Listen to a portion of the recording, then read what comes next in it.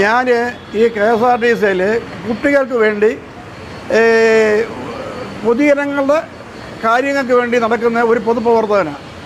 ഈ കുഞ്ഞുങ്ങൾ ഈ 5ാം ക്ലാസ്സിലും മുതൽ 10ാം ക്ലാസ് വരെ പഠിക്കുന്ന കുട്ടികളുടെ കൺസെഷൻ ഈ ഡിപ്പോയിൽ വന്ന് നമുക്ക് കൺസെഷൻ ഇന്ന് കൊടുത്താൽ നാളെ വാങ്ങിക്കാം. അത് യാത്രാക്കൂലി മാത്രമേ ഉള്ളൂ. നമുക്ക് കുന്നിക്കോടുന്ന് കൊട്ടാരക്കര വരുന്നതിന് 15 രൂപ, ഇങ്ങോട്ട് പോകുന്നതിന് 15 രൂപ. 3 മണിയാകുമ്പോൾ കൺസെഷൻ എടുത്തുകൊണ്ട് പോകാം. ഇതെല്ലാം ഓൺലൈനിലാക്കി. ബഹുമാനപ്പെട്ട മന്ത്രി ഓൺലൈനാക്കിയതിന് ശേഷം നമ്മൾ ഏതെങ്കിലും അക്ഷയ സെൻറ്ററിൽ ചെന്നിട്ട് അവിടെ ഈ പഴയ കാർഡും ഇതും ആയിട്ട് റിന്യൂ ചെയ്യാൻ കൊടുത്തു കഴിഞ്ഞാൽ നമ്മൾ ആ അക്ഷയ സെൻറ്ററിന് 25 രൂപ, 45 രൂപ, 50 രൂപ ഇങ്ങനെ അവർ റേറ്റ് വാങ്ങിക്കുന്നത്.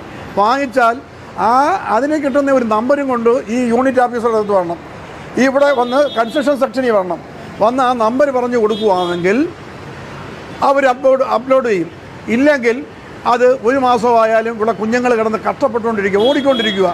ഇപ്പം അപ്ലോഡ് ചെയ്ത കൺസെഷൻ 10 രൂപ അടയ്ക്കാനായിട്ട് അപ്രൂവ് ചെയ്തിട്ട് പോലും ആ പൈസ അപ്രൂവ് ചെയ്തിട്ട് പോലും ഇവിടെ സിസ്റ്റം വർക്ക് ചെയ്യുന്നില്ലെന്നാണ് പറയുന്നത്. സിസ്റ്റം അങ്ങനെ ഞാൻ തിരുവനന്തപുരത്ത് IT വിങ് ഉണ്ട്, ചീഫ് ഓഫീസിൽ IT വിങ് ഉണ്ട്. IT വിങ്ങിൽ വിളിച്ച് ചോദിച്ചപ്പം IT വിങ്ങിൻ്റെ നമ്പർ പറഞ്ഞു തരാം. 047124666743. അതിന് വിളിച്ചപ്പോൾ അവർ പറയുന്നത് എന്താ പറയുക, ഉദ്യോഗസ്ഥർ മന്ത്രി പറഞ്ഞേക്കുവാണ് സിസ്റ്റം ഓഫ് ചെയ്ത് കൊടുക്കേണ്ട, ലോഡായി പോവും.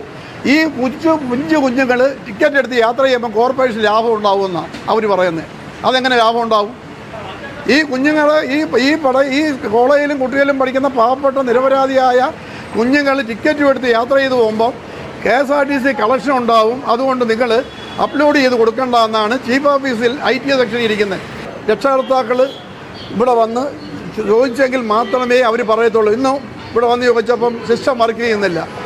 ഇവിടെ ഇതിൻ്റെ ചീഫ് ഓഫീസിൽ കണ്ടക്ടറും ഡ്രൈവറും അധ്വാനിച്ച് കൊടുക്കുന്ന കണ്ടക്ടറും ഡ്രൈവറും മാത്രം കൊണ്ടുവന്ന് വരുന്ന മൂല്യങ്ങൾ വാങ്ങിക്കൊണ്ടിരിക്കുന്ന ക്ലാർക്കന്മാർ, സൂപ്രണ്ടന്മാർ എത്ര പേരിരിപ്പുണ്ടെന്നറിയാം. ഇവർക്കൊന്നും ഇതിനൊരു ഉത്തരവാദിത്വമില്ല, ഒരു ഉത്തരവാദിത്വമില്ല. ഈ കൺസെഷൻ കൊടുക്കാത്ത കാര്യം ചോദിക്കുമ്പം പറയുന്നതാണ്, ചീഫ് ഓഫീസിൽ ഇരിക്കുന്ന ഉദ്യോഗസ്ഥൻ പറഞ്ഞാണ്, നിങ്ങൾക്ക് ഈ കൺസെഷൻ കൊടുക്കണ്ട, നിങ്ങൾ അപ്ലോഡ് ചെയ്യുന്നത് ഒരു മാസം കഴിഞ്ഞ് കൊടുത്താലും വേണ്ടില്ല, ടിക്കറ്റിൻ്റെ വരുമാനം ഇഞ്ഞ് വരണമെന്ന്. ടിക്കറ്റിൻ്റെ കാശ് ജനങ്ങളുടെ പൈസ ഇഞ്ഞ് വരട്ടെന്ന്. അതുകൊണ്ട് കുട്ടികളാരും പഠിക്കാൻ കൺസെഷൻ വേണ്ടി പോകണ്ട എന്നുള്ള പ്രവൃത്തിയാണ് ഇപ്പം നടന്നുകൊണ്ടിരിക്കുന്നത്. ഇനി ഇത് എത്ര നാളെ കഴിഞ്ഞ് കിട്ടുമെന്ന് പറയാനൊക്കത്തില്ല. ഈ കൊട്ടാരക്കര സാഹചര്യം ഇന്നതാണ്. ഇപ്പം മെയിനായിട്ടുള്ള പ്രശ്നം, കൊച്ചുങ്ങൾക്ക് ഒരു മാസം കൊണ്ട് കൺസെഷൻ കിട്ടുന്നില്ല. കൺസെഷൻ കിട്ടാത്ത കാര്യം ഈ കമ്പ്യൂട്ടർ വർക്ക് ചെയ്യുന്നില്ല, സിസ്റ്റം വർക്ക് ചെയ്യുന്നില്ല.